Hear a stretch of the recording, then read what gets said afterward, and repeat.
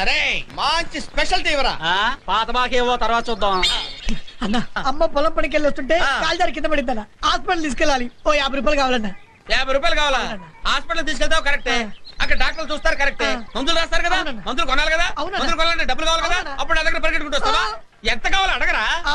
ఒక 100 రూపాయలు కావాలన్నా. 100 రూపాయలు సరిపోదు కదా? సరిపోద్ది. టీ వాడు చెప్పు. ఇది కాదు.